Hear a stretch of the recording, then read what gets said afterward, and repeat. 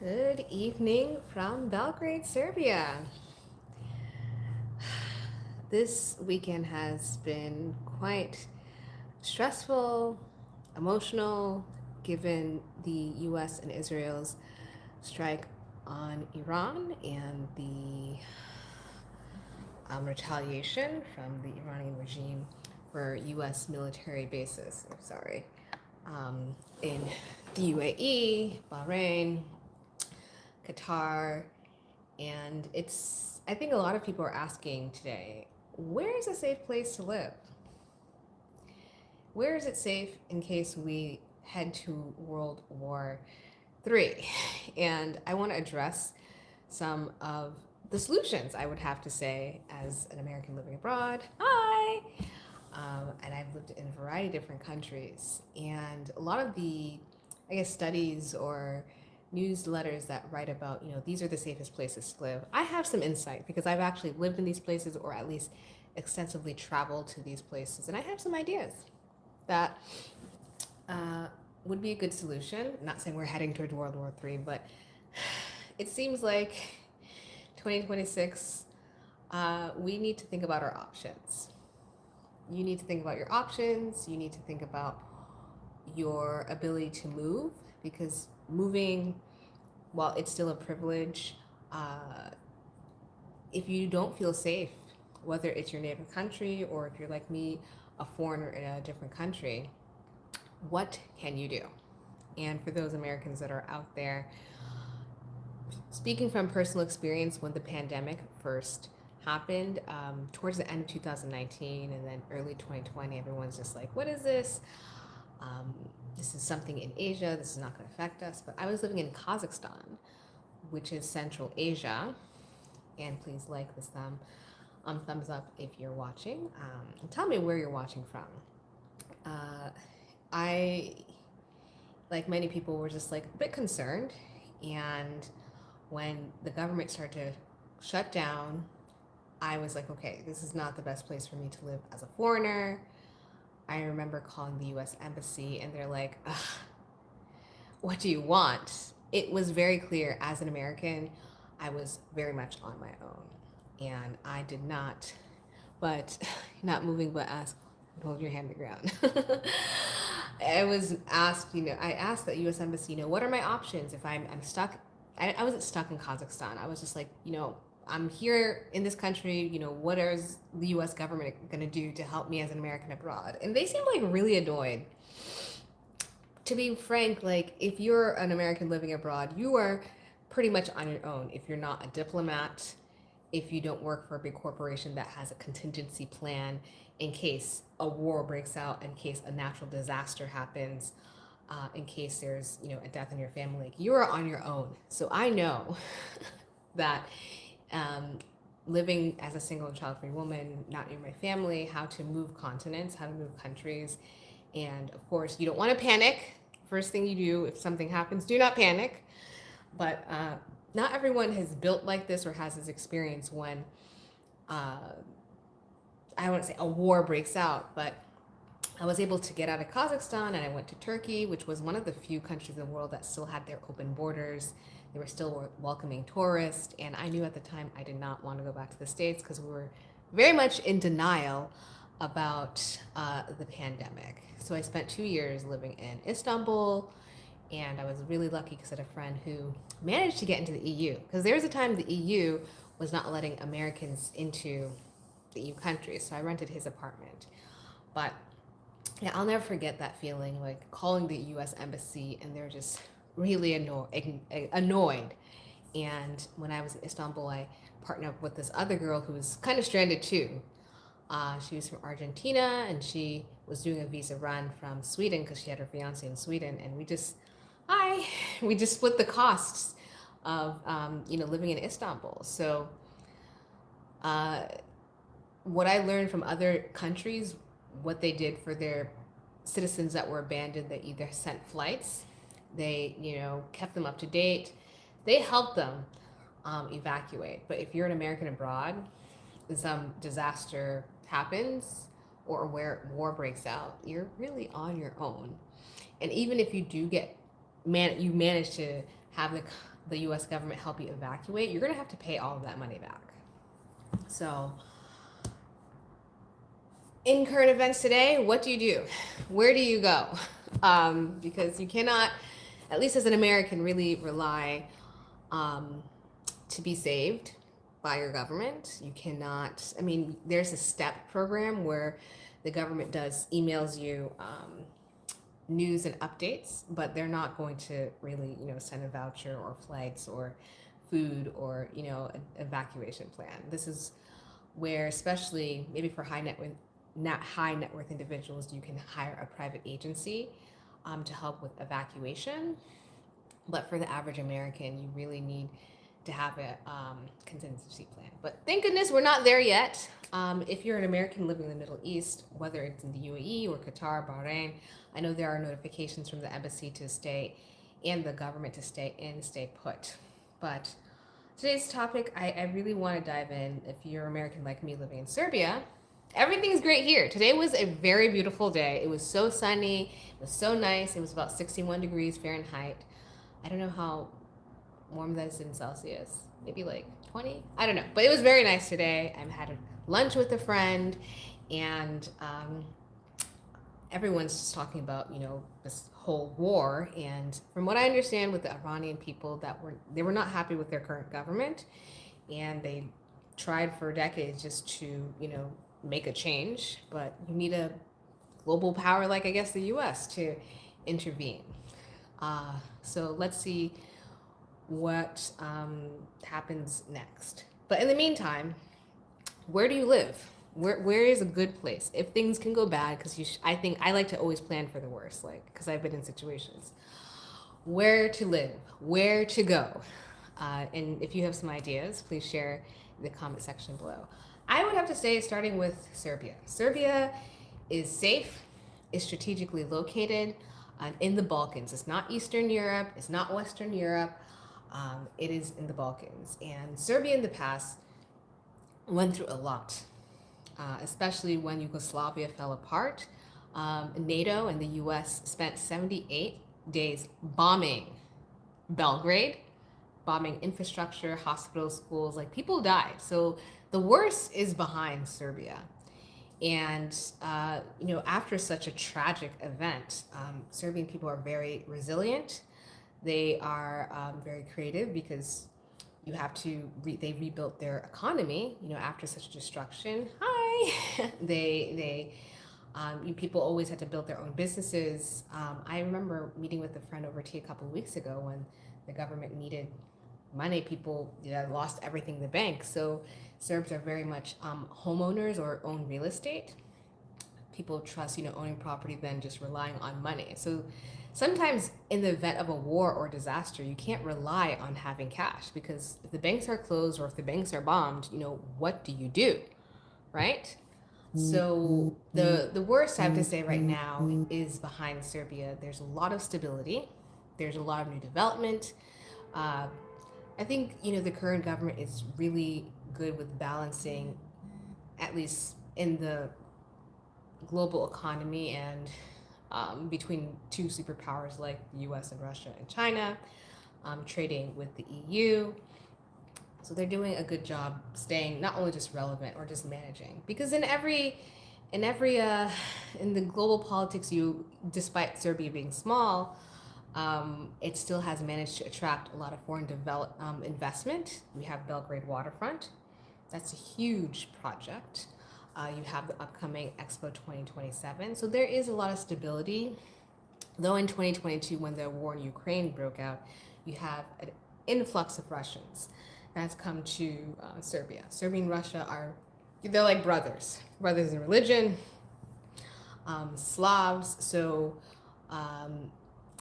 Serbia and Russia has good relations.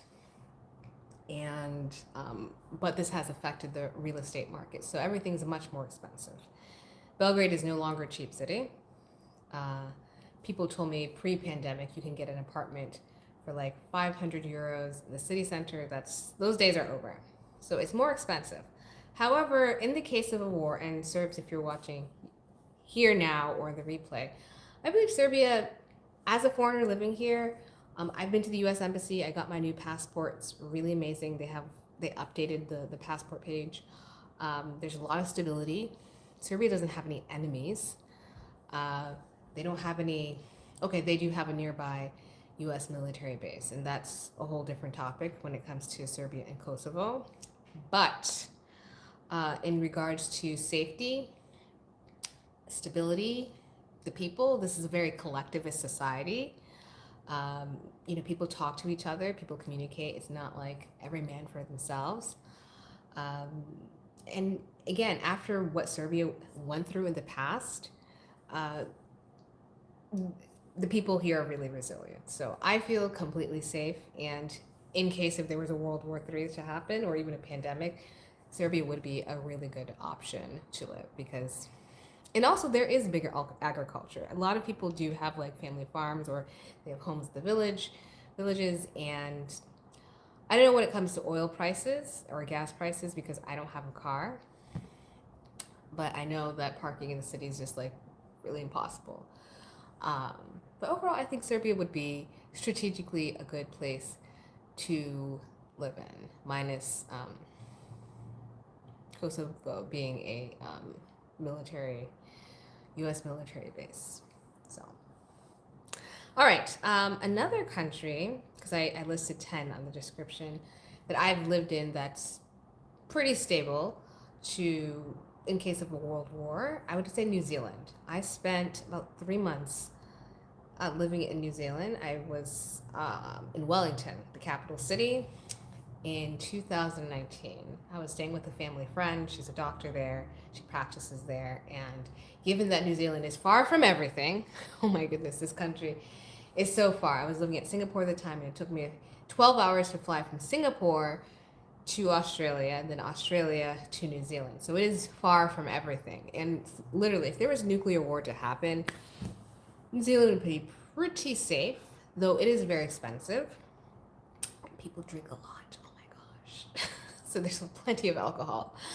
But geographically speaking, New Zealand would be a very safe country to live in. They have more sheep and cows than they have people. So in case they couldn't, I guess, import, because everything is imported in New Zealand, you have plenty, I guess, meat to make with the sheeps and the cows, because that's actually one of New Zealand's biggest export, beef and lamb. So New Zealand would be a safe place to live. However, if you're looking to relocate, for example, Serbia is a relatively straightforward relocation destination, especially if you're going to start a business or buy a property.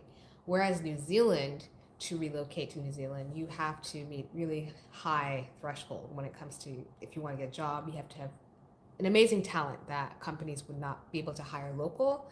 If you want to buy property, I believe New Zealand does have I'm not sure if it's a citizenship by investment program or like just like a residency program, but you need to, I think, have at least a minimum of €1 million, because New Zealand, the property market is very expensive. So if you're not in a position to, be at least liquid $1 million or euros, it will not be the easiest for you. So, but geographically speaking, it would be great in a very safe space in case if there was a war or a nuclear war.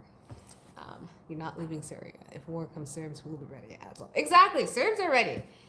Serbs are ready. People here are resilient. So, but New Zealand, aside from the geographical benefits, and it's beautiful. It is the most beautiful place I've ever been to in the world. Looks like a storybook. The mountains. I did a road trip from Wellington to Auckland, and it was really clear why Lord of the Rings was filmed in New Zealand, because of the hills and the steep rolling hills and roads. I was really scared when my friend was driving. I mean, she's a native, and I was like, how can you comfortably drive so fast these very narrow roads? And we're going around the mountains and the hills, but it is absolutely breathtakingly beautiful country. So if you're gonna, be hiding out in war or in a nuclear war, you'll be in a very beautiful place to hide out. And I think there are bunkers built. I know I read that Peter Thiel, he bought or he was gifted a citizenship, and I think has built bunkers there. A lot of billionaires apparently build bunkers there. So that's number two. But you have to be at least a high net worth individual to be able to get a residency, let alone a citizenship to make New Zealand your home in case, you know, we all go into nuclear war. Okay. Another country, and this might be a little controversial, but I spent time in China. China, I think, would be a safe place to live in case of nuclear war. I'm planning to go to China next month, Shanghai specifically. I spent time in Chongqing, Qingdao, Shanghai, and Beijing. And the Chinese government has heavily invested in their infrastructure. Watching videos on TikTok and seeing these futuristic cities. I believe China has nuclear weapons. I think there's only like 7 countries that are nuclear armed.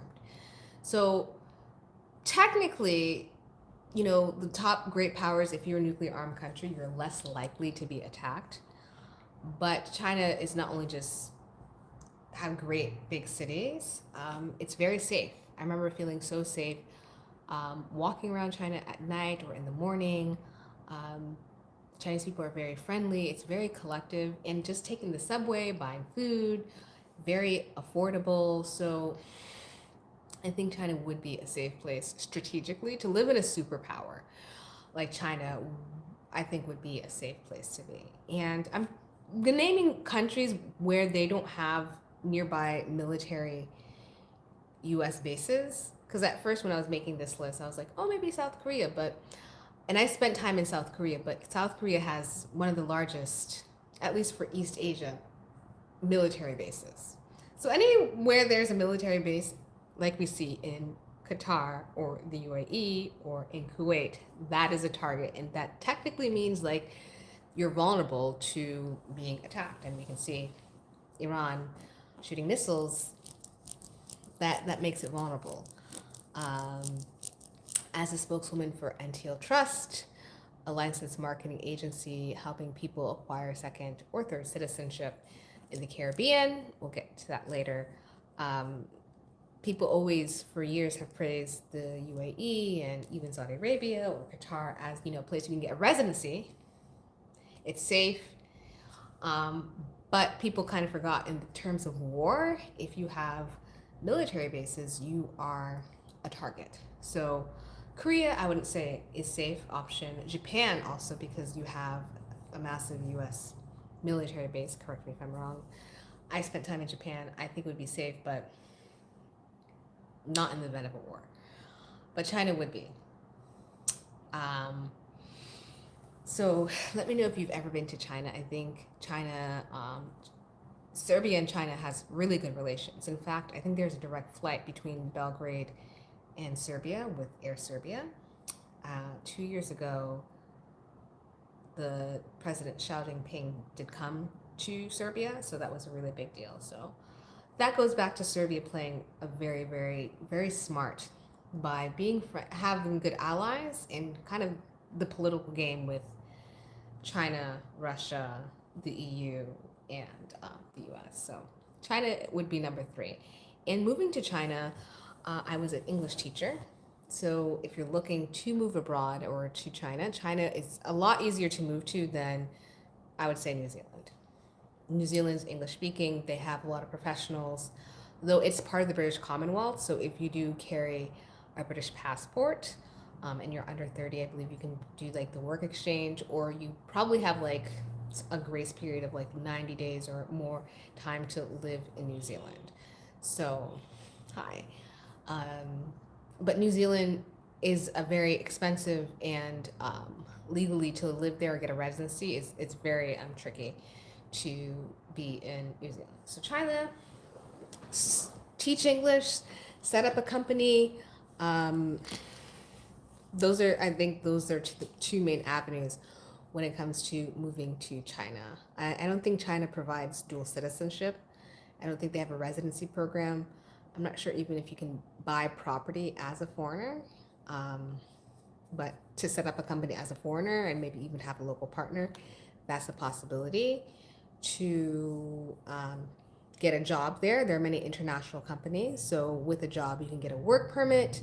And one thing I like about teaching, because I have a friend that's lived in China, a lot of schools provide your apartments. So you get your work permit, you get an apartment. It provides stability. And I think even in case if there was a war, like you would have a lot of flexibility, you would feel safe, no one's going to abandon you. So China is another country to consider that I consider would be safe in case if there was a war. Singapore, I thought about Singapore and Thailand because I lived in both. I lived more in Thailand. I think I lived in Thailand for 3 years and I spent like half a year in Singapore. Thailand, strategically, Thailand and Singapore, because you have the Philippines nearby, and the Philippines is a major base for U.S. military.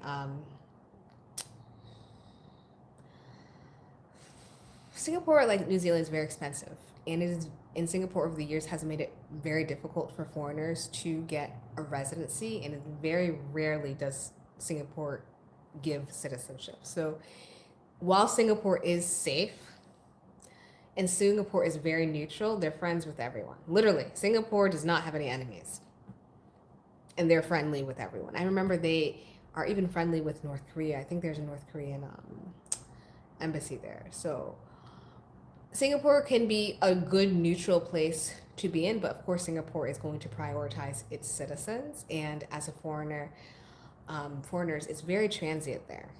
Even if you have a very good job, I've rarely met people that say they're long-term or for life, or that could, that gets a citizenship and is able to retire.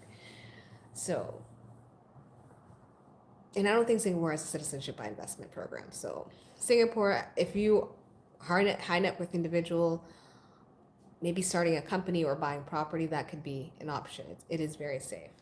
Thailand, I think, is one of the few countries that have not been colonized, like Ethiopia. And for my historians, please correct me if I'm wrong. During World War II, the Japanese forced Thailand to open. They didn't colonize it. Thailand has about, when I was there in Thailand between 2015 and 2018. At that time, there was like 77 million people. So it's a very big population. Bangkok, the city, is, a bustling capital. The tuk-tuks, the SkyTrain. It was nice, but I wouldn't say I would comfortably be there if World War II broke out. And when I moved to Thailand after grad school in 2015, I remember I met this foreigner who was there during the tsunami. Yeah, Thailand had a really big tsunami. I think it was in 2001. And of course, being a foreigner, tsunami, very scary times. They managed to survive, but as a foreigner, if you get hurt, and Thailand does have top hospitals. A lot of people go to Thailand actually to get plastic surgery, specifically like transgender surgery, to get other types of plastic surgery. It's very well known in Thailand. But as a foreigner, I was warned, like, if you get hit by a car, because pedestrians actually do get hit by cars, by motorbikes, by tuk-tuks, like, just be prepared that if an ambulance picks you up, that you're going to have to pay cash. Like, they are not going to take care of your, like, extreme medical needs if you are not able to pay for your service. So just make sure, if you go to Thailand, to have not only just good insurance, but have a lot of cash in case something happens. In the event of a war, I don't think Thailand would be, personally, in my opinion, like the best place to kind of wait out a World War III or like a nuclear war. Okay, so now let's shift to out of Asia and let's go to the African continent. I put 2 island nations that I've been to, São Tomé Príncipe.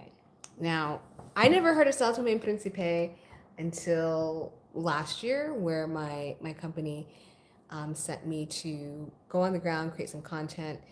And São Tomé Príncipe is, if you can look on a Google map, is in the Gulf of Guinea. It's a former Portuguese colony. It's 2 island nation, and they just announced their citizenship by investment program. So for those that don't know what citizenship by investment means, is like the country wants to invite foreigners into, become citizens. So to become a citizen, you make either a government donation. So in case of São Tomé Príncipe, you give, as an individual, you give 95,000 US dollars. And over the course of, let's say, 2.5 months, give all your paperwork, we do the due diligence, you will be rewarded after you're approved, you make the donation, a citizenship, a passport. And that passport enables you to travel to over like 130 countries. And you would be eligible in the future to apply for a Portuguese citizenship. I know a lot of Americans want to or are living in Portugal. I don't like Portugal, too many Americans. But São Tomé Príncipe, since it's a small 2-island nation, very friendly people, really out there in the ocean. You travel to São Tomé via Lisbon. So is there a direct flight from Lisbon to São Tomé Príncipe? Or you've traveled there from Angola. So you travel from the capital, Luanda. Or you travel there from Ghana. So that 2-island nation is very, very, very safe. There's nothing for miles. Hi, so hello, Australia and New Zealand. Yeah, I said New Zealand. New Zealand is safe. I spent time there. I did not get time to go explore Australia. So I'm only talking about countries like I personally been in. So I'm sure Australia would be safe because it's its own continent and its own island. But as a foreigner that's never really been there on the ground, I can't speak to say Australia would be safe. Personally. So you tell me, share, like, why do you think Australia would be a safe option to hide in case like there was nuclear war? Hi from St. Petersburg, Russia. Hi. Fun fact, I was actually planning to move to Russia. That was my plan in 2021. And then the Ukraine war broke out and it was just like, okay, I couldn't move. But I've heard St. Petersburg is a very, very beautiful city. I met many Russians when I was living in Kazakhstan. Kazakhstan was a good option, but given the geography and what I personally saw when the country closed down the pandemic, I wouldn't recommend that it's like the safest place to live in case there was a war. But yes, there were a lot of Russians and Russian Kazakhs. I think Russian people are very kind. They're very friendly. Okay, no, not friendly. They just take some time to warm up to be friendly. And there are many Russians here in Serbia, so hello. What am I doing in Serbia? I have my own company. So I've been here for about 4 years, and I have my own company, ABC Experiences and Events. I provide relocation services. I plan events. I'm also an influencer here on YouTube and TikTok. But let's get back to this topic of what safe place to live in case there's a war, because it looks like we're heading towards war. Aside from São Tomé Príncipe, I have to say on the African continent, I've been to Kenya, which is really, really nice. But since it's a former British colony, when anytime America does something, Britain, Canada are always going to follow and, support, which of course is its allies. So I wouldn't say Kenya, though it's nice. Please make a video about my Kazakhstan experience. Yeah, you know what? I should do that. That's a good idea. I'll do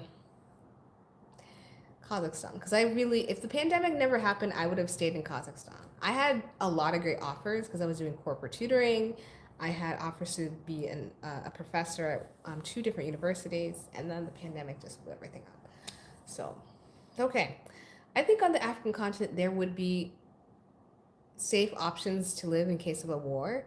But since I've only been to 2 countries. I've only been to São Tomé Príncipe, that was for business, and I highly recommend that country, and only Kenya. And that was also to promote like the luxury safari tours. So, okay, so what is another region of the world that is safe? Let's get back to Europe. Switzerland. Everyone always talks about Switzerland because Switzerland, politically neutral, very small, safe, expensive, but also, if not all the homes have bunkers because the government intentionally designed, in case, of some type of nuclear war or war, that every home would have to have bunkers built. And I think that is a very smart move from the government to, despite being neutral, you have to be able to protect your citizens in case of some type of all-out war. However, Switzerland is not only just expensive to get a citizenship, and I know some people that have residencies and citizenship, it is not the easiest, and it depends on the canton. Are you living in the French speaking or the German speaking or the Italian speaking? And it's a lengthy and very long process. So for the average person, Switzerland is ideal, but do you have the ability to move there? Because Switzerland, I remember I was in Zurich for a summer and visiting a friend, Swiss German, Swiss German father and German mother, dual citizen, banker. But in Zurich is a very diverse city. I was surprised when I was there. I was like, wow, this is so. Um, yes, I feel like it's the end of the world, and I want to talk to everyone. It's such a diverse city. I saw so many nationalities, but I didn't feel the warmth. Switzerland is not a friendly, warm place. I felt very isolated, and unless you are from there, I know many expats that say it takes years to make friends. Years. People are friends with the same people from kindergarten. So if you are ever need help, or if in case it's the end of the world, unless you have a good job and you're very much established, you're married, or if you have your own company, I have a friend that owns a company, it's not a viable option for the average person.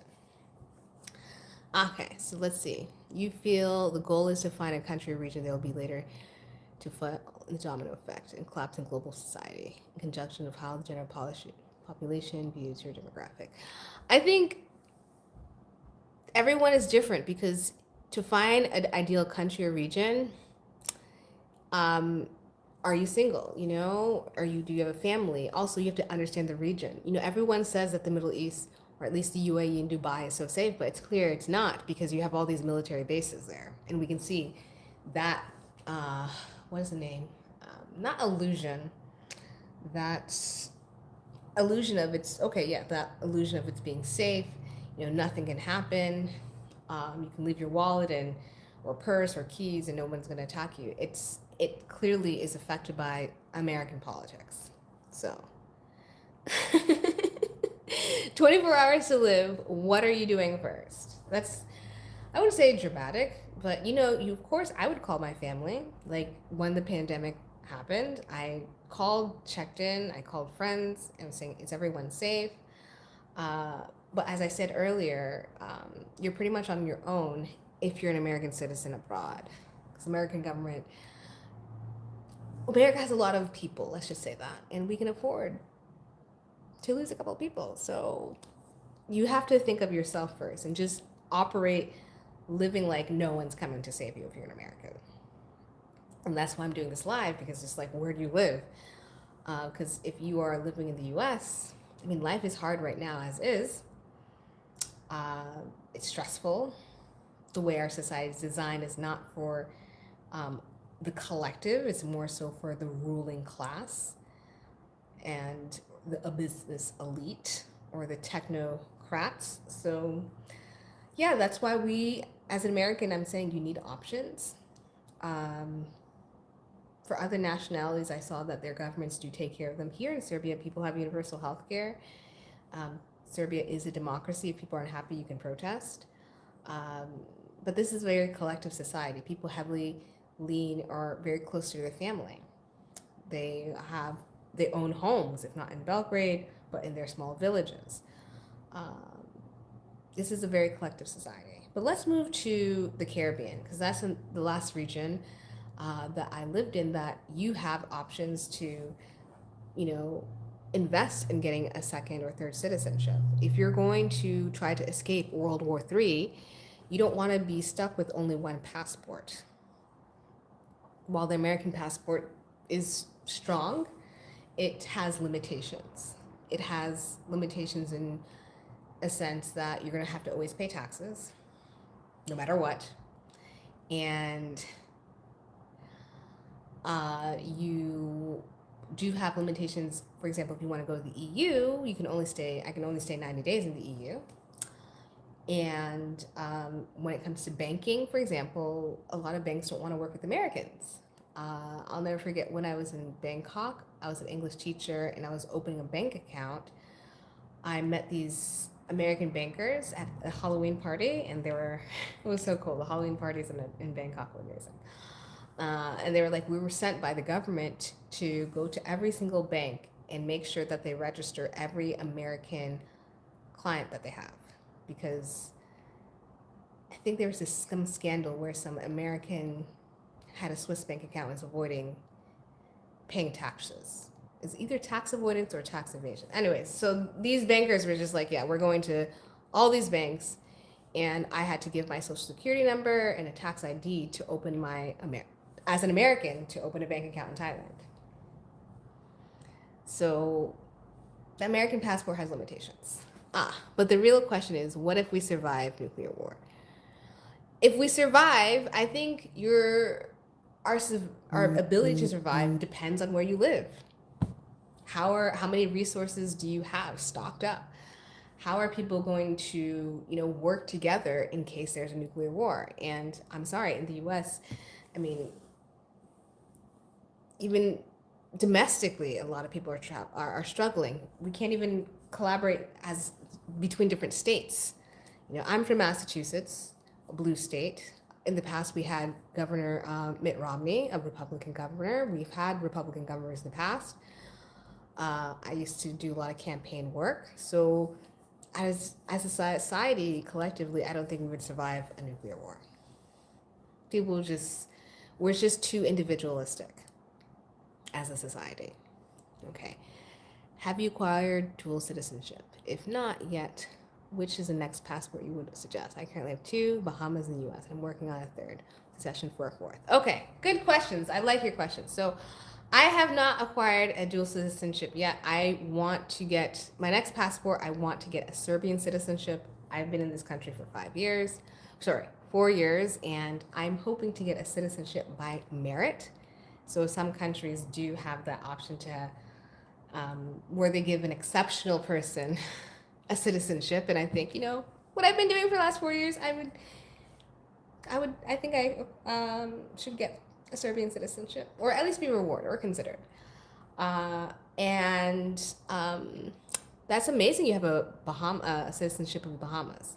So my suggestion, for the 4th, so you have 2, you're American, Bahamian, you're open to a 3rd or suggestion is the Caribbean. So technically the Bahamas and Bermuda, British Virgin Islands is not Caribbean. When I was there, I was in Antigua and Barbuda, Dominica, Grenada, St. Kitts and Nevis, and St. Lucia. Those 5 islands are great options in case the world comes to an end or if we had a nuclear war, because, they don't have any U.S. bases. That's the most important thing. And this whole talk, if you get anything out of tonight, you can see countries and people are vulnerable when you have, any type of U.S. base, because America is an empire. Militarily, economically, culturally, we have bases everywhere. As far as Guam, in the middle of Guam, Japan, Korea, the Philippines. I think this whole Ukraine war, they didn't want Ukraine in NATO because that border is Russian. That's too close. So the Caribbean, I would have to say, if you're the Bahamas, depending on your lifestyle, I would say St. Kitts and Nevis. They introduced the Citizenship by Investment program in 1984. 1984, the first one in the world. And I was there on the ground. I absolutely loved it. That is where I would want to get a 3rd citizenship. Beautiful, beautiful place, friendly people. Personally feeling like tomorrow is not promised. I try to pamper and spoil myself as much as I can because I know I can change blink of an eye. I pray get your Serbian passport soon. Thank you. I can help you because the agency I work with as a spokeswoman, we have been in the Caribbean for 30 years, and I help clients acquire their citizenship. So send me an email after this live, blair@blairandbeyond.com, so I can introduce you to your options. Because you're right, tomorrow is not promised. I mean, everywhere in the world everything was fine until Friday, and then we all woke up Saturday morning that the U.S. and Israel has declared a war. And without congressional approval. Like that's just terrible. So I used to live in Israel. I have to say this. I moved to Israel for grad school in 2014. I love Israel.